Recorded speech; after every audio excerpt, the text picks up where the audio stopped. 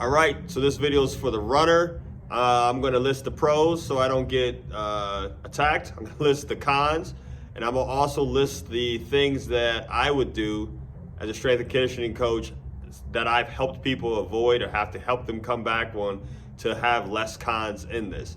So this is for the person that's going to sign up for a race, that bought some Hokas, bought some Brooks because they're going to be doing a lot of miles or what they consider a lot of miles and whatnot. So first thing I'm going to list just the pros so I don't get attacked here. One is cheap exercise. It's great. Two, running a lot builds mitochondria. Also great. Three, increases your insulin sensitivity. You have a less of a chance of getting diabetes than you would have before. Four, for novice, you have an opportunity to probably build some lean mass, more likely than not, in your lower body. If you're already lifting weights, probably not necessarily going to happen, but if you've done nothing and you decided to start running, you more likely than not will start building lean mass. Lean mass is good for just longevity and actual overall health. After that, I would say heart strength is the obvious one. Your heart will also become more efficient because it comes stronger. So what does that mean? More likely than not, you'll lower your heart rate. It has to beat less for the activity that you're doing, which is good just for your overall health. With your heart strength being improved, your circulation will be improved because it could travel easily throughout the body. More likely than not, you have a chance of having more flexible, elastic is a better word, blood vessels, which is absolutely good there because you don't want plaque making the blood vessels stick. Improved lung strength is something that I think is really useful, especially when it's like cold outside, because I feel like everybody catches flus and everybody gets greater chance of pneumonia and whatnot, that you can have an improved lung strength, that if you need to clear phlegm or something like that out, if you are active, and maybe if you're just only choosing to run, you have a better chance of having a less infection because you just have like gunk basically sitting in your lungs for longer. Improved VO2 max is another obvious one. And why does that matter? Because it is a strong indicator of longevity. Someone with a greater VO2 max, more likely than not, will have expanded health span, so they will be independent for longer portion of their life. And then a low-key one that I think about sometimes in relation to someone who's just going to swim a bunch is bone density. I think you can hang on to bone density longer than you normally would if you just chose something that is joint friendly. I think you hang on long bone density longer if you were to run. So those are all positive things that runners could be like, this is the reason why I run a bunch. However, the negative things that I think about that I get a lot is one thing I think about is someone not being prepared to run. What I mean by not being prepared to run, and I'm gonna throw that into tissue conditioning. What I mean by tissue conditioning, since it's so repetitive, if you've never ran or you don't run that much and then you start running, more likely than not, you could start having pain. And I'm gonna say for guys regularly, it's like their Achilles tendon. They're not prepared for it. It's not strong enough because you're trying to displace yourself from earth with whatever much you weigh over time. That normally sidelines them. That's what I mean as far as tissue conditioning. So tissue being the tendon of the Achilles, and I would say as well the tendon of the patellar, that it's going to sideline you at some point. The solution to that would be get stronger before you run, or lose weight before you run. After that, I think the most overrated, underrated, whatever way you want to spin it after I say it, is the body composition change. Your body composition doesn't really change unless you are morbidly obese, you don't do anything, and you started doing something. But if you do something, if you're not morbidly obese, your body doesn't really change, because the amount of calories you burn, I feel like is normally overestimated for running. Let's just say, easy ballpark in relation to size and whatnot, and regardless of speed, about a mile is going to give you about 100 calories. And that's not that much over time. I don't care if you're running 5 miles, you can eat 500 calories pretty easily.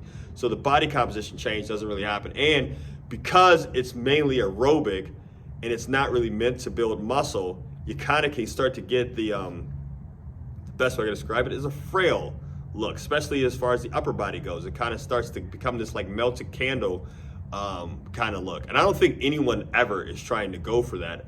I think they will look at runners that are in shape and say, if I do that, I will look like that. And that correlation that like never happens. But I think people like, okay, how will I get in shape to get the body I want? I will sign up for a half, I will sign up for a full marathon, and that will be it. And more like it not, they look flabbier than when they started because they overconsume the calories that they think that is required to run the distance that it is, and they do nothing else because they've worked out so hard. And I think it's just it's a tailspin. It just makes to me, I think running makes a lot of people flabbier. But again, remember all those positive things that I listened before. So you can't kill me on that.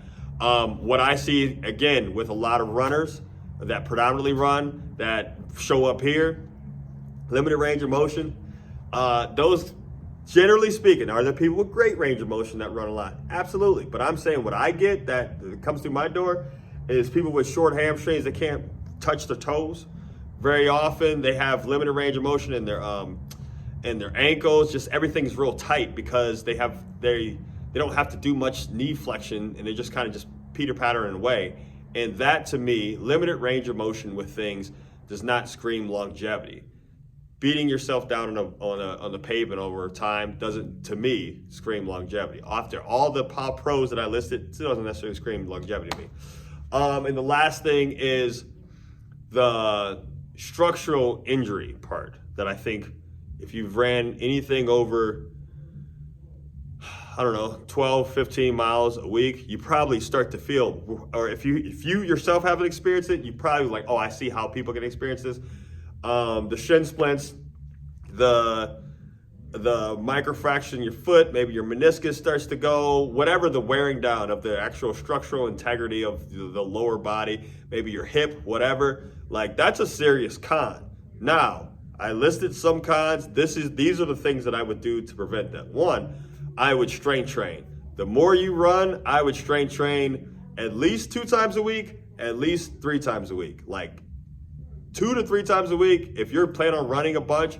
Otherwise, I think you're gonna be fucked down the line. It's just you're gonna be coming to see either a physical therapist or an actual trainer at some point anyway. How you can prevent seeing one of those, just do it beforehand. I say that because I think of like having legitimate quad strength or having legitimate hamstring strength is almost like having brake pads on your car. If you don't have muscle, you're just metal on metal. And although that may last for a while, probably in your youth, as you get older, because you've been going metal on metal for so long, that starts to break down.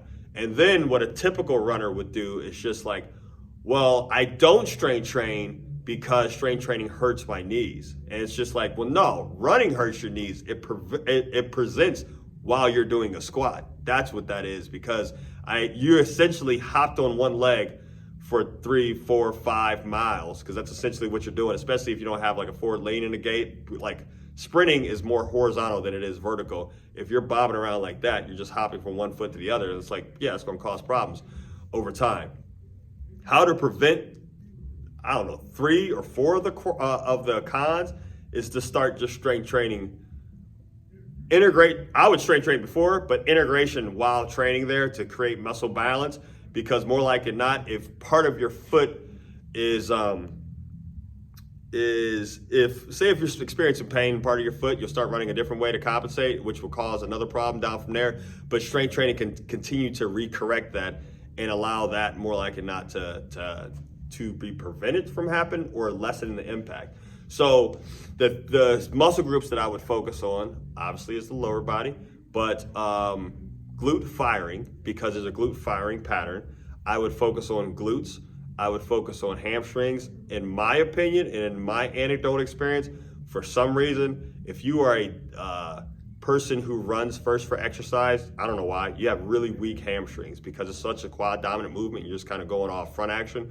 It's really weak hamstrings, but you can take some relief off of your quad if you were to strengthen your hamstring. And then I think you should do isometrics that involve quad dominant movements. So isometric split squat, isometric machine knee extension hold, and even still the same thing with calf raises. Isometric, you can do weighted calf raises, holding isometrics to strengthen the tendon, to make the tendon thicker over time so you won't have any kind of tendinopathy. I think all those things that I just mentioned is something to consider before just taking off and signing up for a half marathon, signing up for a bunch of 5Ks, and signing up for a marathon.